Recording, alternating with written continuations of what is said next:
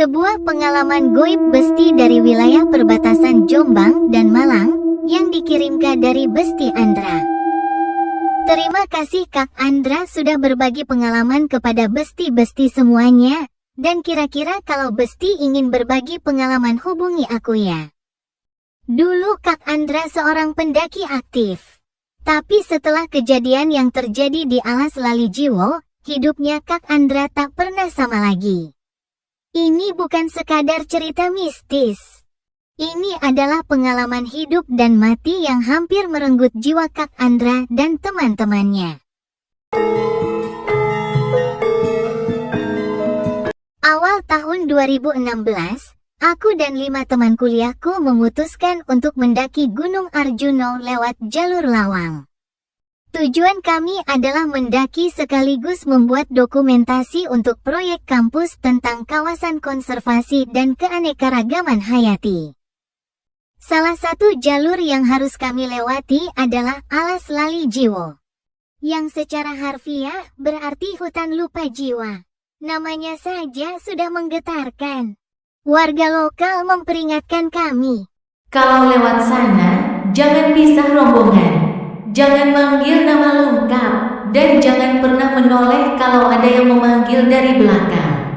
Kata warga dengan tegas memperingatkan mereka Andra dan teman-temannya. Kami hanya tertawa waktu itu. Anak kota, penuh rasa ingin tahu, dan menganggap semua peringatan itu hanya mitos.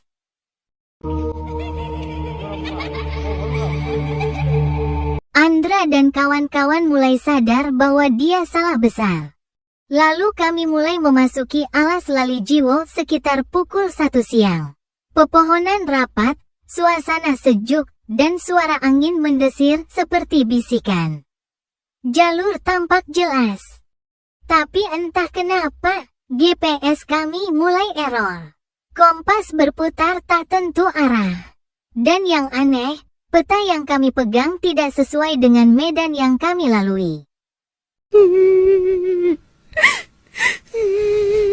Setelah 3 jam berjalan, kami mulai tersesat.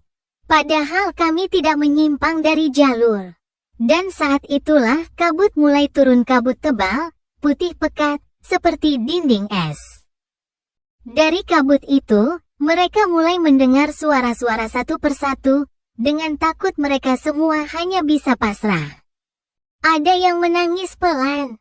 Ada suara langkah kaki, tapi tidak ada wujud. Ada yang memanggil nama kami satu persatu. Dan yang paling mengerikan, bayangan hitam mulai mengikuti dari balik pepohonan. Tinggi, kurus, tak berbentuk jelas, tapi selalu di sana. Mengawasi. Mereka semua panik. Ardi, teman paling depan, tiba-tiba berhenti dan berkata, Aku lihat jalan keluar di depan. Ada bangunan. Kata Ardi dengan semangat dan penuh harapan. Dia lari duluan. Kami berteriak memanggilnya tapi dia tidak menjawab. Dan ketika kami mengejarnya, dia menghilang. Hanya ada pepohonan dan kabut. Tidak ada bangunan, tidak ada suara. Setengah jam kemudian, Lisa, satu-satunya perempuan di tim kami, duduk di tanah dan menangis. Dia bilang, Ada suara ibu manggil dari belakang. Aku harus balik. Kata Lisa pada saat itu dengan ketakutan, menangis, khawatir dan cemas.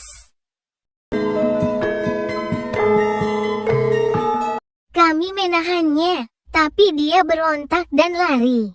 Kami kejar dan sama seperti Ardi, dia menghilang. Tinggal mereka bertiga. Kami memutuskan untuk tetap bersama dan mencari tempat berlindung. Ajaibnya, setelah sekitar 1 jam berjalan tanpa arah, kami menemukan gubuk tua terbuat dari kayu dan ilalang. Berdiri di tengah hutan, tanpa jalan setapak menuju ke sana. Kami masuk karena tak punya pilihan. Di dalamnya kosong, Kecuali satu kursi tua dan lukisan tua seorang perempuan Jawa mengenakan sanggul, dengan mata hitam polos menatap lurus. Malam itu, tidak ada yang tidur. Karena di luar gubuk, kami mendengar suara banyak langkah kaki, seperti upacara. Ada suara gamelan jauh di kejauhan. Dan ada suara perempuan menyanyi tembang Macapat dengan nada yang meremukkan hati.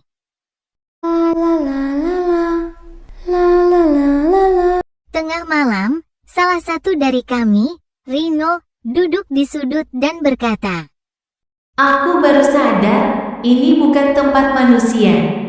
Kata Rino pada saat itu dengan penuh penyesalan. Mereka hanya bisa berdoa dan dikir sampai fajar tiba. Pagi harinya, kabut hilang. Kami keluar dari gubuk dan kembali menemukan jalur yang benar. Kami berhasil keluar dari alas Lali Jiwo pada sore harinya, dalam kondisi lelah, trauma. Dan masih tanpa Ardi dan Lisa. Ketika kami melapor ke pos dan tim SAR, pencarian dilakukan selama seminggu. Tapi tidak ditemukan satu jejak pun dari mereka. Anehnya, warga sekitar berkata mereka pernah mendengar suara dua orang tertawa di dalam hutan malam-malam, tapi tak pernah bisa dikejar. Dan yang paling mengerikan, gubuk tempat kami bermalam tidak ditemukan. Bahkan menurut warga, tidak pernah ada bangunan di lokasi yang kami maksud.